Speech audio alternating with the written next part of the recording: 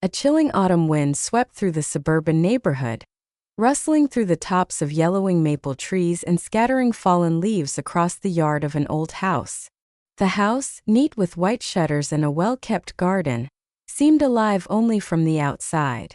Its walls held a silence so profound that even birds rarely sang on the branches of the old apple tree. The owners, a young family with 2 children, had moved abroad 3 years ago, leaving behind only an echo of laughter and a promise to return. But time passed, and the house grew desolate, as if fading away along with the forgotten photographs in their frames. In the yard, hidden behind a tall wooden fence, lived a female Labrador with fur the color of ripe wheat. Her name was Dina.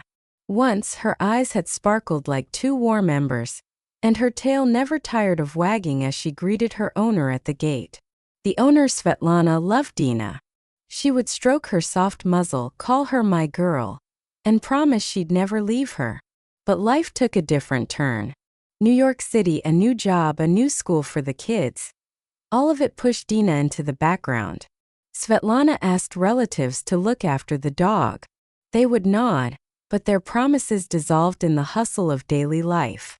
Dina was kept on a short chain, attached to a rusty ring on the wall of the shed. The chain was heavy and cold, and every clank of it echoed in the dog's chest. The yard around her was beautiful green grass, blooming asters, neatly trimmed bushes, but for Dina it was a prison. Food appeared once a week, if the relatives remembered. Sometimes it was a handful of dry kibble, sometimes a piece of moldy bread, and other times a rotting potato tossed over the fence. The water in her bowl became stagnant, covered with a film of dust and leaves. Dina barely barked. She didn't strain at the chain, didn't whimper, didn't call out. She just sat, nose to the ground, or lay curled up in a ball, as if trying to become smaller, more invisible. Her eyes, once full of life, now stared into the distance through the fence slats. She was waiting. For what? Maybe for Svetlana's footsteps? Maybe for a warm hand to stroke her head? Or maybe just for a miracle that would bring back what was taken from her, love. In the mornings, when the sun broke through the clouds, Dina would lift her head and look toward the road.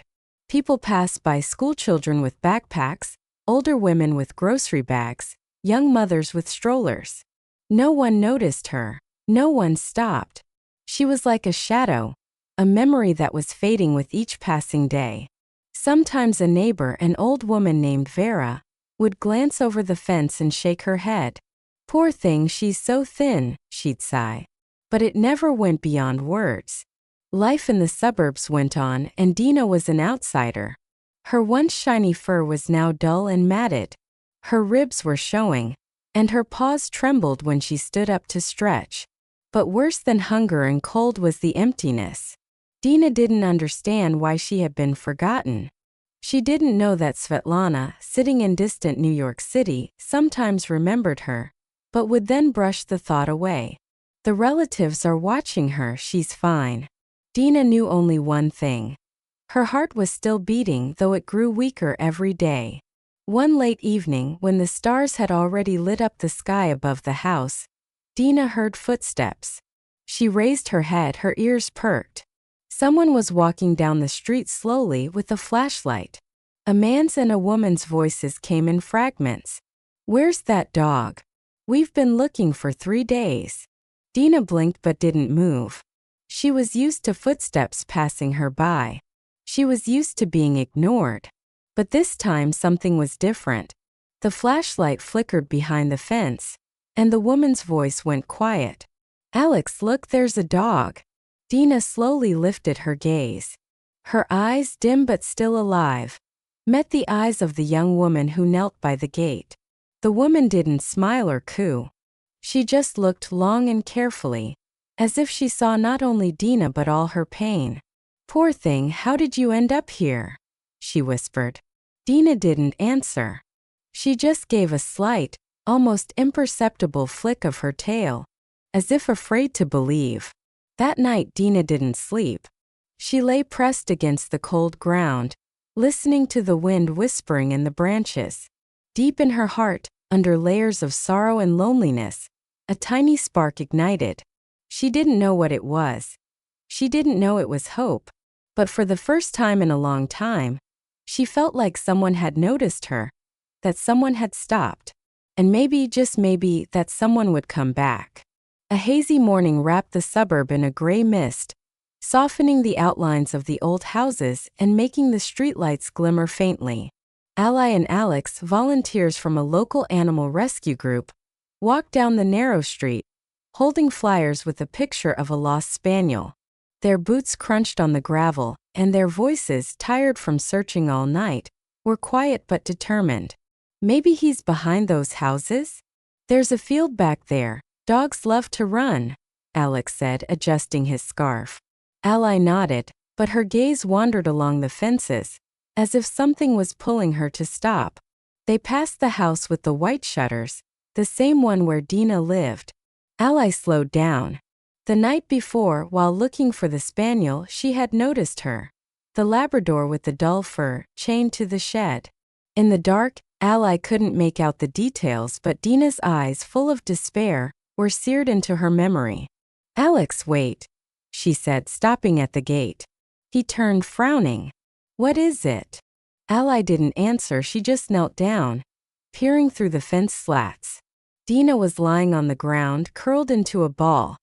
Her paws trembled from the morning cold, and the bowl next to her was empty, except for a few withered leaves. The chain, short and rusty, didn't even allow her to stand up straight. Ally felt a lump form in her throat.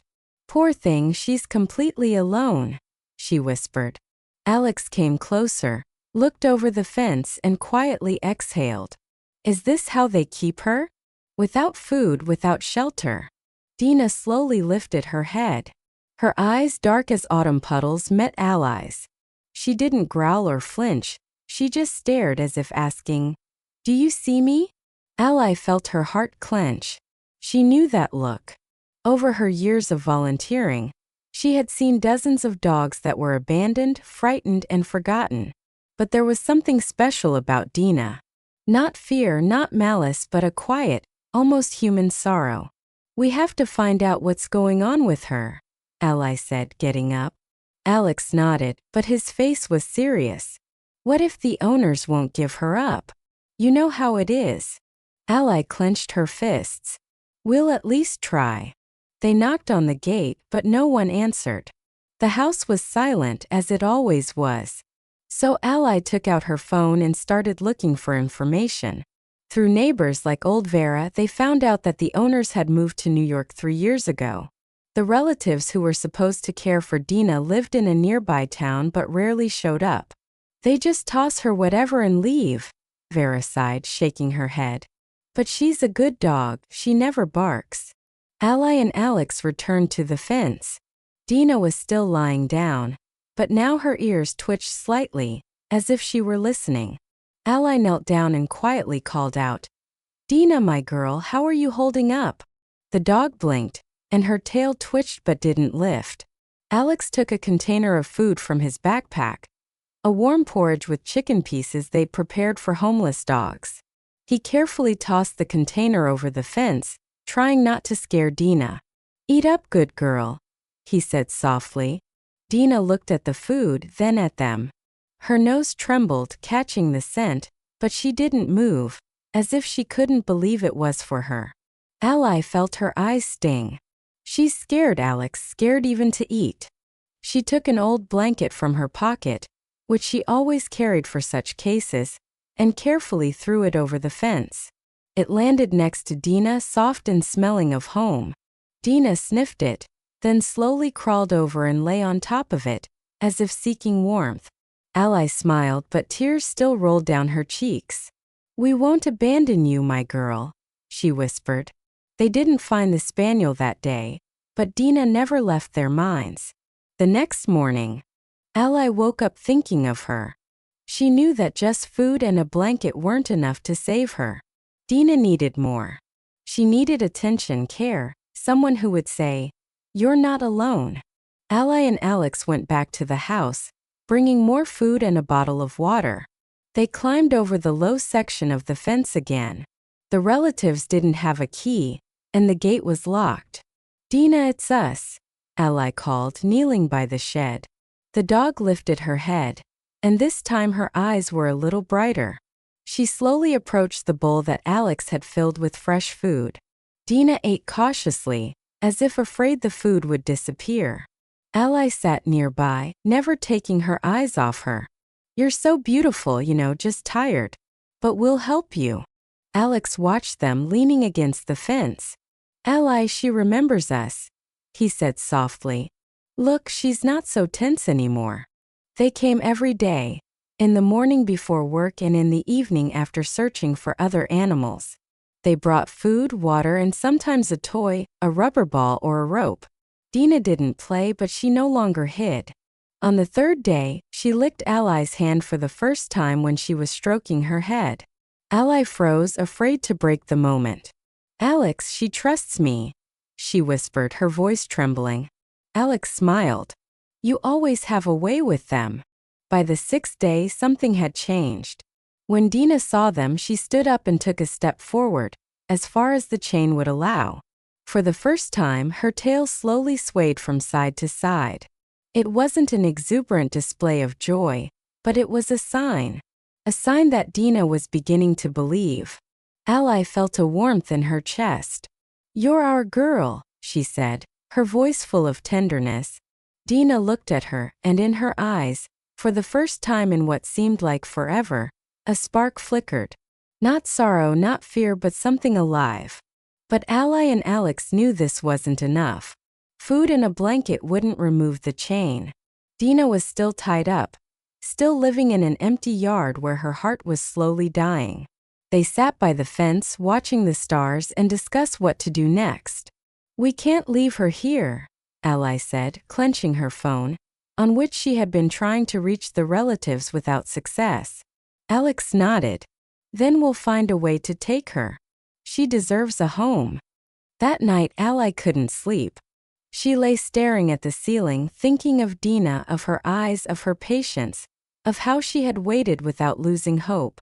Ally knew that she and Alex would become for Dina what she had been waiting for all those years. They would become her miracle. The morning was clear but cold, with a thin crust of frost on the grass. The suburb was waking up slowly. A gate slammed somewhere, a dog barked, and leaves rustled under a groundskeeper's broom. Ally and Alex walked toward the house with the white shutters. Their breath plumed in the air. In Alex's backpack, bowls clinked, and Ally carried a thermos of warm porridge and an old blanket she'd found in her closet. They didn't talk, but their steps were sure. Dina was waiting for them, and knowing that someone was waiting warmed their hearts. Behind the fence, everything was the same. An empty yard, a rusty ring on the shed, a short chain. But Dina was no longer lying curled in a ball. She sat, her ears perked and her eyes dark and deep, watched the gate. When she saw Ally, she tilted her head slightly, and her tail twitched. Not much, but enough to make Ally smile. "Hey girl," she said, gently kneeling by the fence. Her voice trembled, but she smiled. Alex climbed over the low section, as he had been doing for the past few days, and placed the bowl of porridge in front of Dina. "Eat up, good girl, it's for you." Dina sniffed the food and began to eat, slowly, but without the wariness she'd shown on the first day. Ally watched her, her heart clenching at the injustice of it all. How could anyone forget such a good soul? She remembered Vera's words. "The owners are in New York, and the relatives, what can you expect from them? They barely get by themselves." Ally had tried to call them, but the phone was silent. She had even messaged Svetlana, Dina's owner, through an old social media account, but there was no reply. "They just don't want to know," she had told Alex the night before, her voice shaking with anger. But now, looking at Dina, Ally pushed those thoughts away. She wanted to focus only on how to help this dog, how to restore her faith in people. "Dina, you're such a smart girl," she said, reaching her hand through a gap in the fence. After she finished eating, Dina came closer and licked her fingers. Ally froze, afraid to spook the moment. "Alex, look, she's not scared anymore," she whispered. Alex, kneeling beside her, nodded. She loves you, Ally. You're her whole world now. They came every day, sometimes twice, in the morning with food and water, in the evening just to sit and talk. Ally told Dina about her cat, Mittens, about how she loved autumn walks, about her dream of opening an animal shelter. Dina listened, tilting her head as if she understood every word. Alex brought toys, an old tennis ball, a rope, but Dina didn't play yet. She just watched them, and there was something new in her gaze. Not sorrow, not fear, but cautious curiosity. On the fourth day, Ally brought a brush. Your fur, Dina, is golden, it's just tangled, she said, gently combing out the mats. Dina tensed at first, but then relaxed, closing her eyes. Ally sang her a quiet song, an old lullaby her grandmother used to sing. Alex watched them and smiled. You're like a wizard, Ally. She shook her head, but her cheeks blushed. Dina is the magical one. She's been through so much and she still trusts. By the sixth day, Dina was transformed. Her fur began to shine, her eyes became brighter, and her tail now wagged when she saw them. One day, when Ally climbed over the fence and knelt beside her, Dina laid her head in Ally's lap. Ally froze, afraid to breathe. She stroked Dina, feeling her heart beat under the warm fur. You're my girl, she whispered, and tears streamed down her cheeks. Alex, standing at the fence, turned away to hide the fact that his eyes were also glistening. But the chain remained. Every time Dina tried to come closer, the rusty metal yanked her back, reminding her of the past. Ally hated that chain. She imagined Dina running free and happy in the grass, and the thought gave her strength. She and Alex tried to find a way. They learned that the house belonged to Svetlana, but legally, no one could enter without her permission. When the relatives finally responded, they said, "Take her if you want, we don't need her." Those words cut Ally like a knife. How can they talk about a living creature like that? She asked Alex, clenching her fists. Alex was more practical. Ally will find a way. The important thing is she trusts us now. He started bringing a long rope and a carabiner to try to replace the chain with something less heavy. But every time he approached the ring, Dina tensed up, as if she were afraid to move, afraid she'd be tricked again. We're not rushing you, girl, he'd say, backing away. Ally nodded, but her heart ached. She knew Dina needed more than a blanket and food. She needed a real home where she would be loved. One evening, as the sun set, painting the sky pink, Ally sat by the fence, and Dina lay next to her, her muzzle resting on Ally's hand. You know, Dina, sometimes I feel lost too, Ally said quietly. But then I find someone like you and I realize what I'm living for. Dina blinked as if in agreement.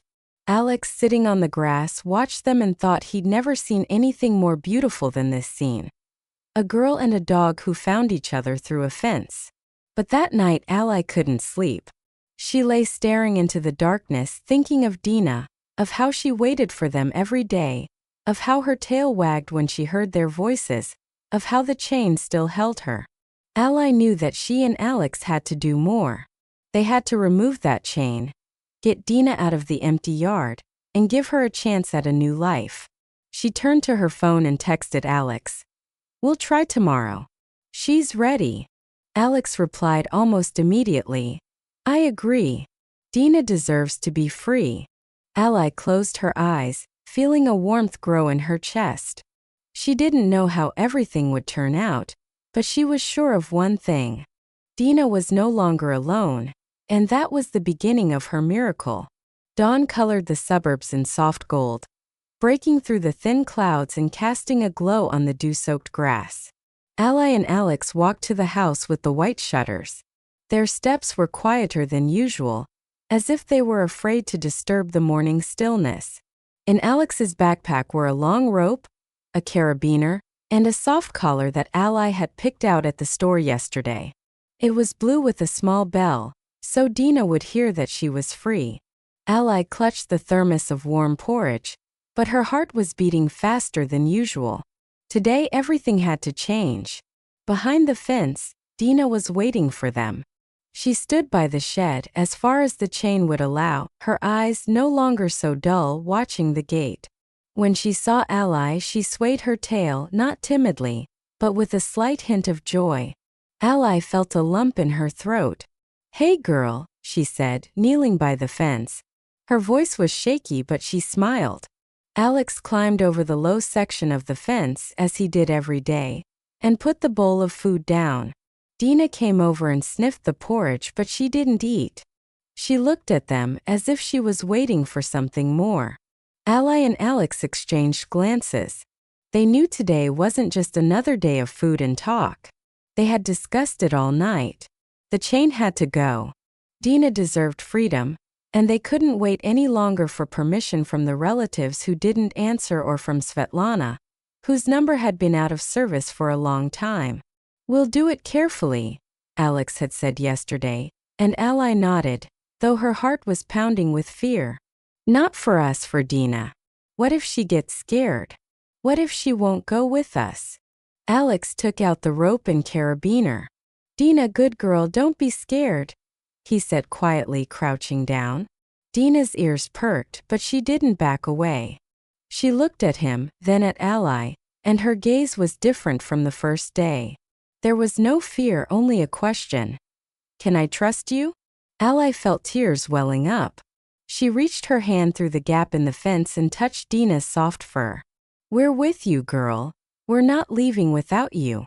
Alex carefully threaded the rope through the fence, attaching it to the carabiner.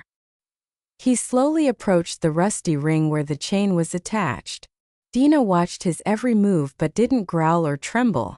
She just stood there, as if she understood that something was about to change. Ally held her breath as Alex carefully unclipped the carabiner from the ring. The chain fell to the ground with a clang, and Dina flinched but didn't pull away. She looked at Ally, then at Alex, and her tail slowly swayed. "That's it, girl," Alex said. His voice was soft, but there was joy in it. He put the new blue collar on Dina, and the bell jingled softly. Dina blinked, as if she didn't understand that nothing was holding her anymore. Ally opened the gate. Vera, the neighbor, had given them a spare key yesterday when she found out they wanted to take the dog. "Take her, she's wasting away there," she said, her voice trembling with pity. Dina stood still, looking at the open gate. Ally knelt beside her, her hands shaking. "Let's go home, Dina," she said, her voice barely a whisper. She was afraid Dina wouldn't come, that the years on the chain had made her too timid. But Dina took a step, then another. She didn't bolt or run. She just walked slowly but surely toward Ally. Her paws stepped on the grass, and the bell on her collar jingled softly, like the music of freedom. Ally felt tears streaming down her cheeks, but she didn't wipe them away. She walked beside Dina, holding the rope, though it wasn't needed. Dina didn't leave her side. Alex walked behind. His face lit up with a smile. "She chose us," he said quietly, and Ally nodded, unable to speak. They walked out the gate, leaving the empty yard, the rusty chain, and the years of loneliness behind. Dina stopped for a moment, looked back at the shed where she had spent so many days, and then turned to Ally and licked her hand. The walk to the car wasn't long, but for Ally it felt like an eternity. Every step Dina took was a small miracle, every jingle of the bell a promise of a new life. They settled Dina in the back seat, covering her with the blanket. She didn't resist or whine. She just lay down, rested her muzzle on her paws, and looked at Ally as if saying, "I'm ready." Ally sat next to her, stroking her head. "You're with us now, girl," she whispered, her voice trembling. Alex started the car, and they drove to the volunteer center. Dina watched out the window, her ears twitching, catching new sounds. Ally never took her eyes off her, feeling a warmth grow in her chest. She knew this was only the beginning. Dina had chosen them, but there were many more steps ahead.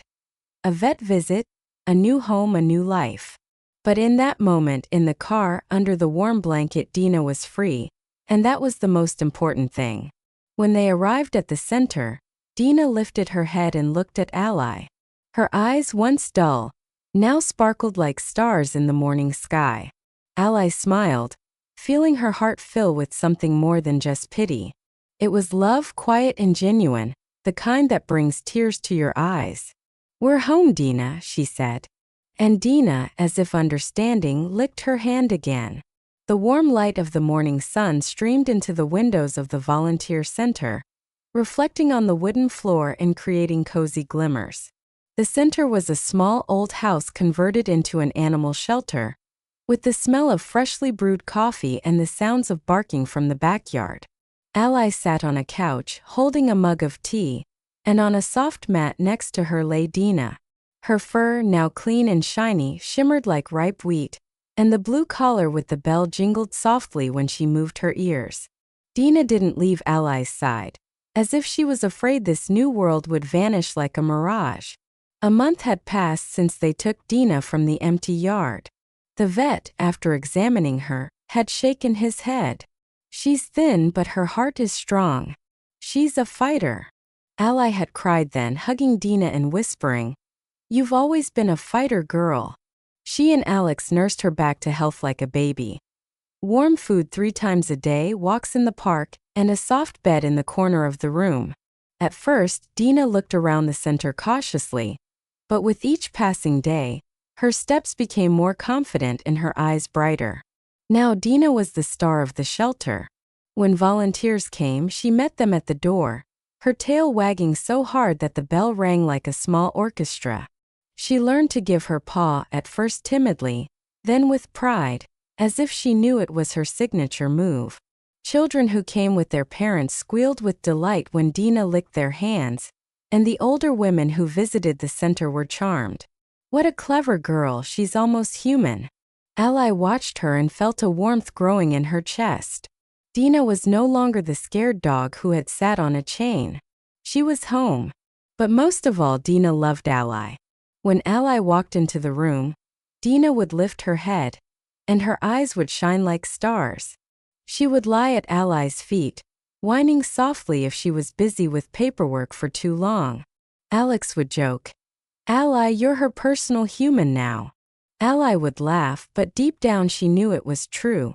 Dina had chosen her, and the feeling was mutual. Every morning when Ally opened the center's door, Dina would be the first one to run up, as if to say, "I'm here, I'm with you." One quiet Sunday, Ally was sitting on the center's porch, and Dina was lying next to her, her muzzle on Ally's knees. Autumn was giving way to winter, and the air smelled of snow.